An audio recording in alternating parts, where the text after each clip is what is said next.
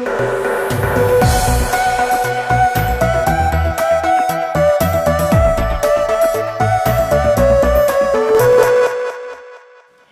installment of Middle East Dialogues features a conversation between Joel Beinin of Stanford University and Danny Postel of Northwestern University.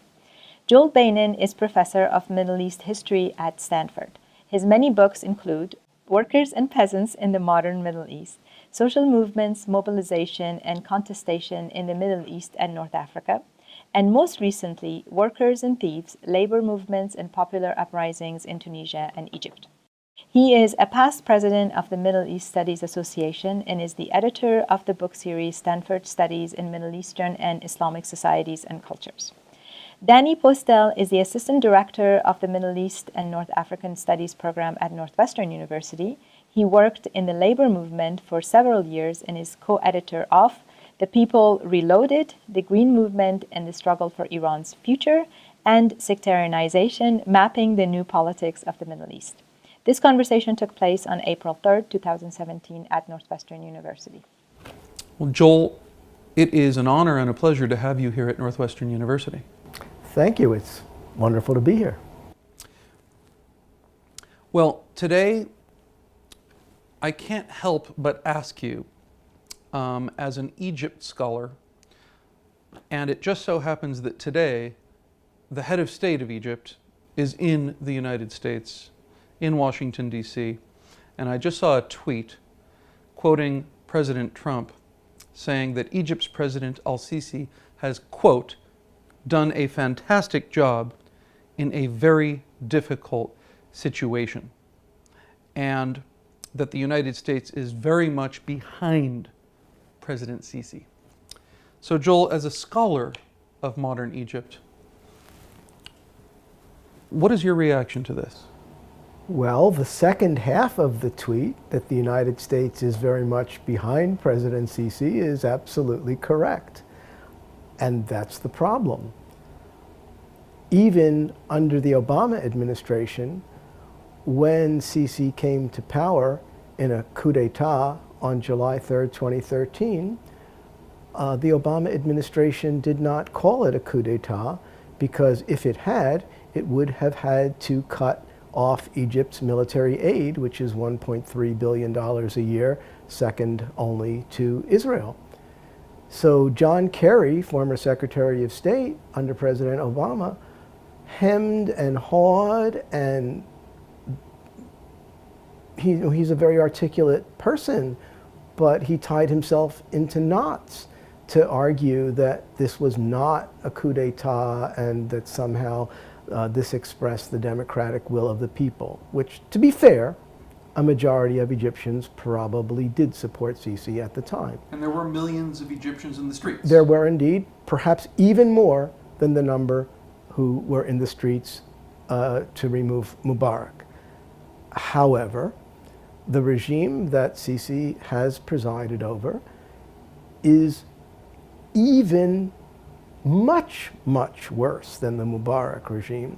In terms of its human with rights regard record? Human rights, there are thousands, maybe even more than 10,000, some estimates go up to 40,000 people detained without trial. Freedom of the press, which was always limited in Egypt, is virtually non-existent. On the electronic media, anyone who has expressed any opposition has been removed. The beginnings of the independent labor movement, which surged up in the wake of Mubarak's ouster, have been crushed. Demonstrations are illegal without advance notice, and of course permission is never given. Strikes are illegal.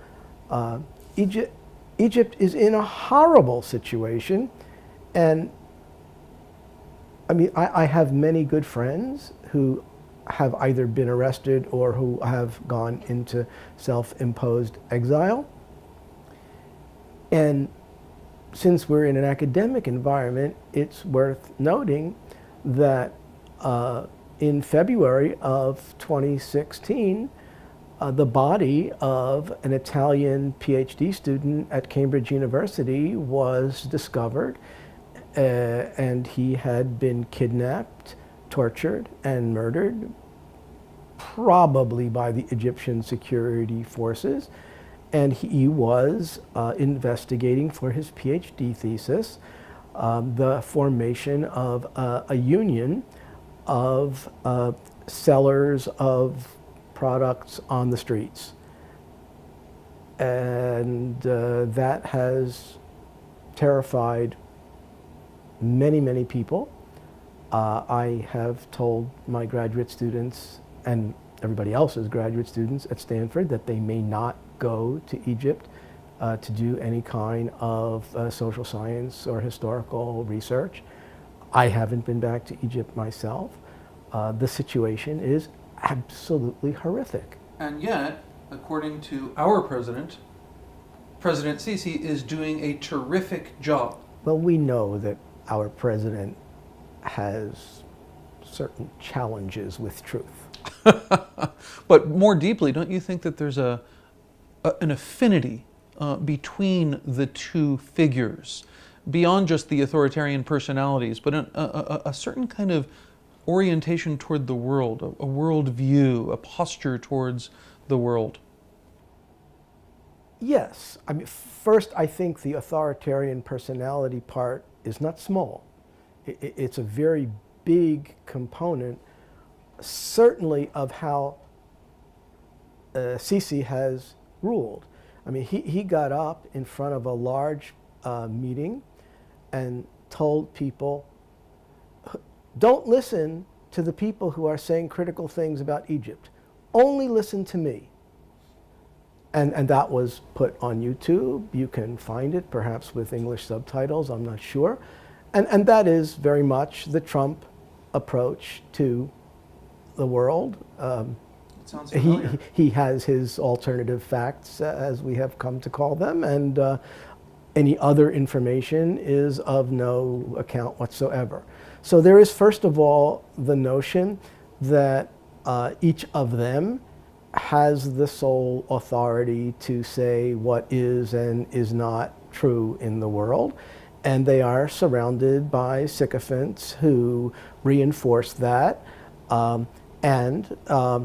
Sisi, more than Trump, up to this point, thankfully, has used harsh repressive measures to be sure that no one challenges him on that.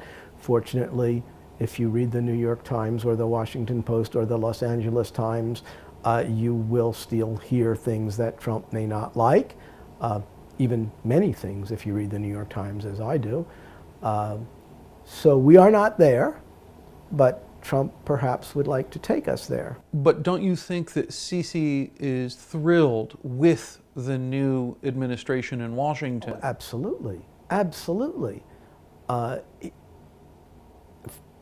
He was the first one in the world to call up Trump after the election victory and congratulate him, because I'm sure he was concerned that if Hillary Clinton had been elected, I mean, her foreign policies were quite hawkish. She supported Mubarak until the very, very end. But still, there would have perhaps been some room to think that she would entertain the notion that Egypt's abominable human rights record should be taken into account with regard to something, whereas Trump, no, not at all. Right. It seems to me that the difference is that you mentioned John Kerry and Hillary Clinton and their variety of democratic foreign policy. They might equivocate about someone like Sisi, and there might be some doublespeak, there might be some cognitive dissonance, but at the end they might tolerate them, but in private have deep misgivings about them, whereas I think Trump actually likes people like Sisi. I don't have access to the deep recesses of his mind, which might actually be a good thing because I'd be horrified. So I don't really know what he thinks, and I don't know how I could say that he deeply likes him or not, but He has certainly said nothing to indicate that he has the slightest problem whatsoever with Sisi. So, Joel, in your book, Workers and Thieves, Labor Movements and Popular Uprisings in Tunisia and Egypt, you talk about the coup of July 2013. And you say at one point, every Egyptian labor-oriented organization, ETUE, the new independent federations, and the left, and the left and labor-oriented NGOs supported the military coup of July 3rd, 2013. You also talk about the willingness of the traditional left, which you put in quotes, to align with capital against the greater enemy of the Muslim Brothers. So walk us back, if you would, to that summer of 2013 and explain why the Egyptian labor movement supported the coup and how they related to the Sisi regime in the post-coup period. So this has to do with the polarization of Egyptian politics between political Islam, represented most prominently by the Muslim Brothers, but there have also been armed groups as well, and so-called authoritarian secularism, Mubarak and now Sisi. And this polarization certainly exists in Tunisia and many other Arab countries. So if politics is set up in this way, the labor movement remembers that the Muslim Brothers were strikebreakers in the 1940s, that they have never supported any of the demands of organized labor, that they don't believe that Muslim workers should strike against Muslim bosses because there should be solidarity among the Muslim community, and there should be mutual responsibility, and workers should perform their work faithfully, and employers should remunerate workers appropriately. But if they don't, class struggle is not on the table for the Muslim Brothers or other Islamist organizations. The same would be true of Ennahda in Tunisia, and the same is true of the Justice and Development Party in Morocco and in Turkey as well. So in that situation, if the choice is Muslim Brothers style political Islam or authoritarian populism, both the labor movement, the state-controlled Egyptian Trade Union Federation, and the new independent unions and federations that emerged after Mubarak's demise, and the historic legal left from the mid-1970s, President Anwar Sadat authorized the establishment of a leftist political party, which included among its members former and current members of the Communist Party of Egypt. Their consistent line was, with the authoritarian secular regime, secular should be put in quotes because they're not really secular anyway. More in Tunisia than in Egypt, actually, right? Yes, yes. Yes, for but sure. But nonetheless, I agree, in quotes, yes. secular. Yeah. So with them against the reactionary Muslim Brothers, the reactionary Ennahda, if we're talking about Tunisia. So that's the summer of 2013, what you've just explained. Now, since then, with all of the repression that you discussed earlier, the crackdown, first against the Muslim Brothers and Islamists, but eventually against liberal and leftist organizations, intellectuals, journalists, media outlets, etc. Was there a rethink amongst labor activists and leftists in Egypt about its relationship to the Sisi regime? Partially. So the Egyptian Center for Economic and Social Rights, which is not exactly a labor organization, but I would say a labor-oriented NGO, when the new constitutional proposals were floated, said no, this is not okay. And they criticized it quite sharply on their website. I have not been back to Egypt since then, so I haven't had a face-to-face conversation with anybody about precisely these things. So I'm not sure about the nitty-gritty of who said what and so on. The Egyptian Federation of Independent Trade Unions, which was one of the two bigger independent federations that emerged after Mubarak's fall, has simply been smashed. It doesn't exist in any meaningful way. The Center for Trade Union and Worker Services, which was aligned with the other of the two larger independent federations that emerged post-Mubarak, still exists, but its website is often down. It's had a very low profile.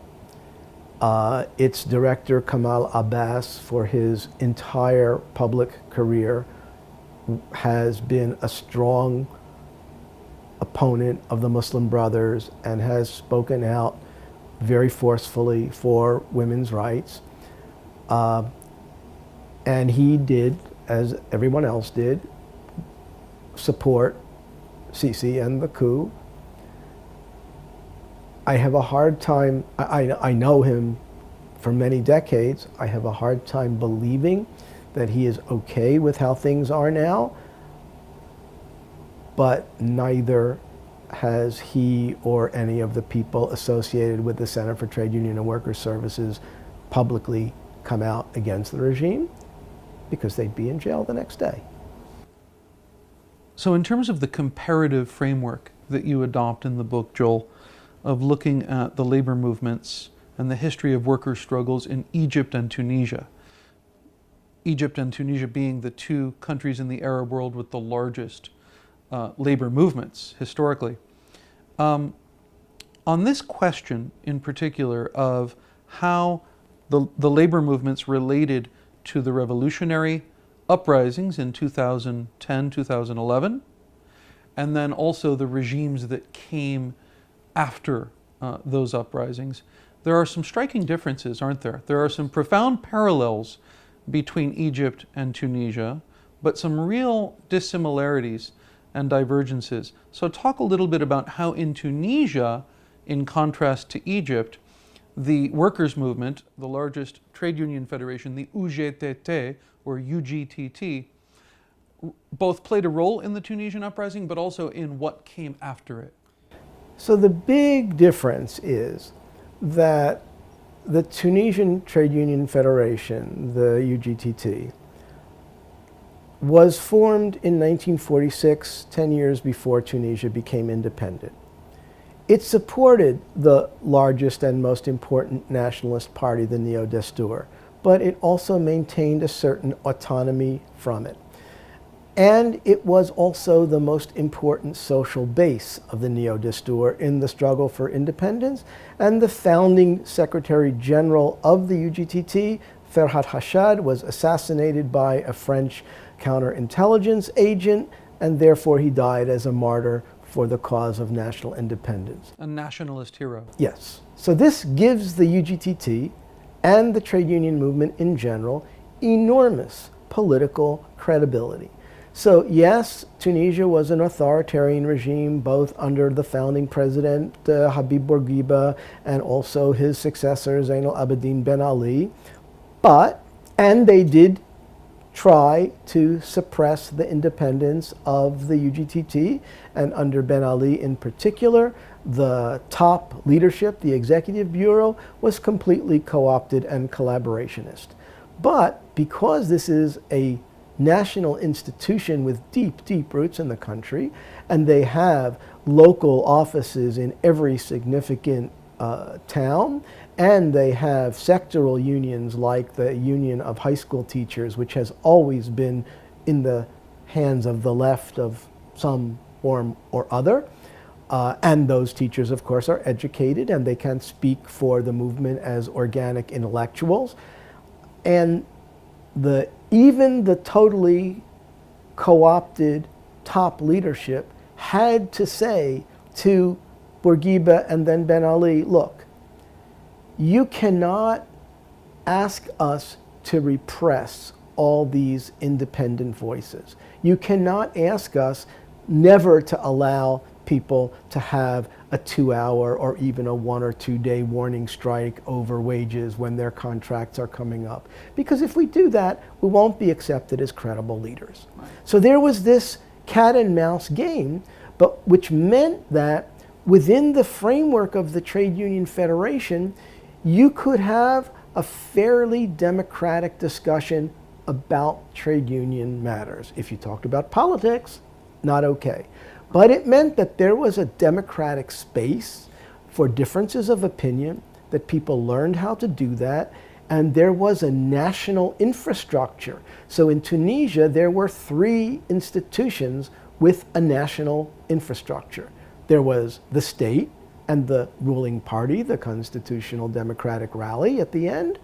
There was a Nahda, and there was the Trade Union Federation. Right. So in the course of the uprising, the local leaders, who were not totally co-opted, even if they had been silent on political questions as a matter of self-preservation, and the sectoral leaders, especially the high school teachers, at a certain point, and basically after 50 to 80 people were massacred by the police in Kasserine and Tala as they were demonstrating in protest against the repression of demonstrations in support of Tariq Bouazizi, who had immolated himself, and this set off the movement.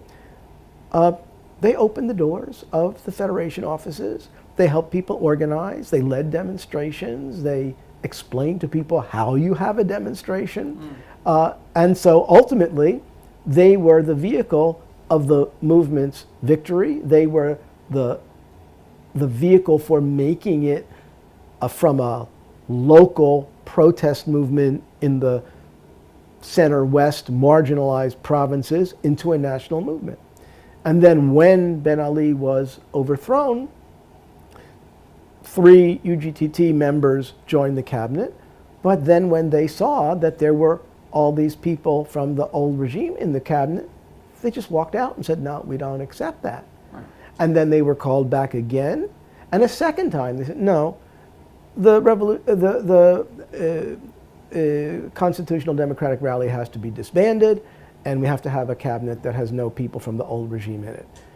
They subsequently, most of them, made their peace with a new form of authoritarian secularism, which in fact is more secular than is the case in Egypt, to be sure. And that's a big problem. There has not been a smooth transition to anything that I'd be willing to call democracy in Tunisia, although the situation is far, far better, both than it was under Ben Ali and than it is in Egypt. There wasn't a coup. So in Egypt, by contrast, Mubarak was ousted by a combination of 50% popular uprising, 50% military coup. And the army sat on the post-Mubarak political process, and because the Egyptian Trade Union Federation was an instrument of the state, it was literally created by the state in 1957, 5 years after Gamal Abdel Nasser came to power, and Nasser and his regime suppressed a very vibrant independent trade union movement that had come to fruition after World War II. Its roots were pre-war, but then there was quiet during the war, but it emerged after martial law was lifted, and he suppressed it, and then created this instrument of the state. There were never any elections for the leadership. All the leaders were at first appointed by the state. The Secretary General of the Egyptian Trade Union Federation was the Minister of Labor. I mean, that sort of says it all. It was a corporatist model, as you say. Exactly. And at one point you quote Nasser himself as saying, the labor movement doesn't demand, we give. That's right. So it's a paternalist model. So he did give. I mean, we have to underline that point, that workers and peasants did benefit significantly from the Nasser regime. But what did not happen is there was no possibility to have the kind of even limited democratic discussion over narrow trade union issues that happened in Tunisia. So people literally had no practice in any kind of democratic political discussion, let alone that there was not a sectoral union with a left tradition or a local provincial union where people of a left leaning of one sort or another held sway and could help mobilize any kind of popular protest. None of that existed. It all came very quickly after Mubarak was on the way out. The Egyptian Federation of Independent Trade Unions was established literally in Tahrir Square on January 30th, 2011. Well, an organization that is established 13 days before the dictator is ousted, without any kind of national infrastructure, without any kind of historic tradition of conducting itself. Of course it was weak. It was internally divided. Before a year was up, there was a split into two largish independent trade union federations, but neither of them really could function like a national trade union federation, like we would imagine such an institution functioning, which in Tunisia the UGTT did and does. Right, and I think it's interesting how you talk about the way in which Nasser kind of outflanked the left and the labor movement in Egypt because he did deliver. He was an authoritarian. There was this corporatism and this paternalism, to be sure.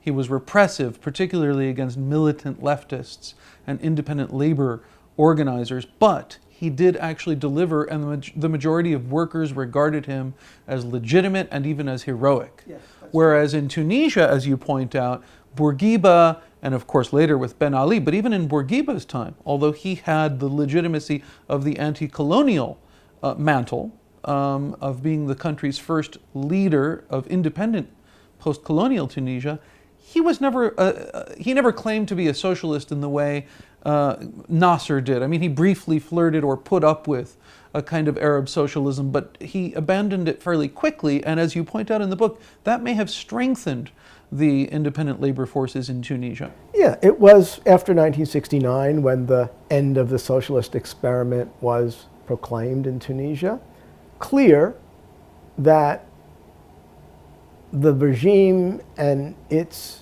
party and its structures were not open to being turned in a left direction. That option was foreclosed, and if you wanted to adopt such a political approach, other methods had to be chosen.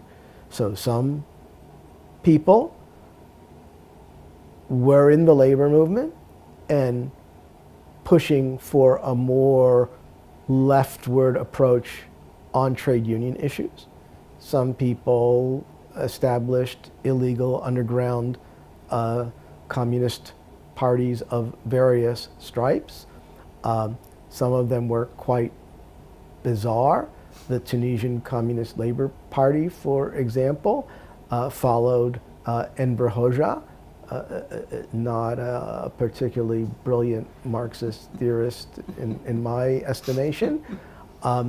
But there they were, supporting a 6-month rebellion of phosphate mining workers and their families in a remote part of the Western Gafsa province. And nobody cared there about Enver Hoxha, and what they did had nothing to do with what Enver Hoxha might have thought about such a situation. And two of them end up being elected to the post-Ben Ali parliament in a party which is a Popular Front left coalition, which became the 4th largest party in the parliament.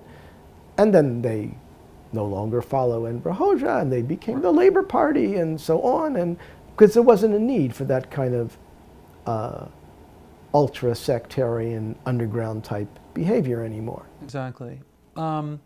another point of comparison between Egypt and Tunisia, it seems to me, is again on this question that you touched on in a very interesting way when you talked about the lack of a culture of organizing and deliberation amongst, let's say, the kind of rapid response team of Egyptian labor activists that formed in the revolutionary moment in 2011. And the inability to kind of settle disputes, to debate competing positions, contending perspectives.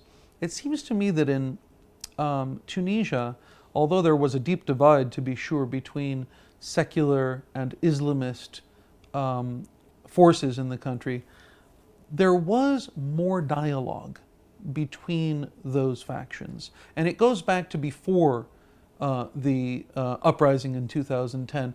It turns out that they were having a series of meetings in France in the decade before the uprising that, in many ways, in retrospect, we can say helped build a certain kind of trust. And they weren't without their controversies. There were members of the left in Tunisia who denounced their fellow leftists for meeting with the Islamists of Ennahda and so forth. But there were just enough people in the UGTT and the Tunisian secular left who felt that they could talk seriously to Tunisian Islamists. I don't think anything quite like that existed in Egypt. No, there was nothing like that. And Munsif Marzouki, who had been an important human rights campaigner, never a member of Ennahda, but he was Islamist friendly, let's say. Well, they met in prison. I mean, they knew each other behind bars during Ben Ali's regime, right? So not only that, but I think ideologically, he was open to the idea that Islam is part of the national culture of Tunisia, whereas the main force, both of the regime and the historic main line of the Neo-Destour and then later the Democratic Constitutional Rally, the two single parties of the regime, and also within the UGTT, was French-style secularism. Doesn't quite cap. It's beyond the American conception of secularism. beyond. It's more militant. It's the French version of Jacobin state control of religion in the public sphere. You can be religious in whatever way you want in your home, Right. not in public. So in Tunisia, banning the hijab in a government office, matter of course. But no, not in Egypt. That would never happen.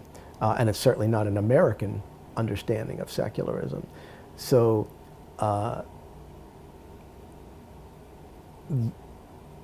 most of the Tunisian labor movement and most of the Tunisian even liberal opposition was quite militantly anti-Islamist.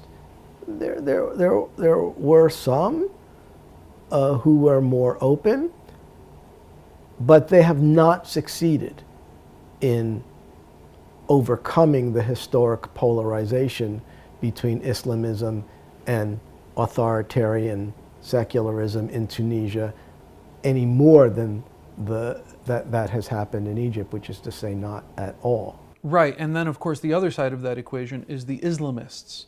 I think it's fair to say that the Tunisian Islamists, under the leadership of Rashid Ghannouchi, were more liberal, frankly, than the Egyptian Islamists, in the sense that, I mean, the Muslim Brothers in Egypt ran as a democratic party. They played by the rules of the game. They were democratically elected over and over, to be sure, but they were majoritarian populists in a sense. They were not interested particularly in sitting down with their secular or liberal counterparts and meeting halfway in the way that, I mean, in the case of Tunisia, the Ennahda party actually ruled as part of a coalition with two secular parties. So even in the very structure of governance, you had a cooperative arrangement. So we should take that apart a little bit.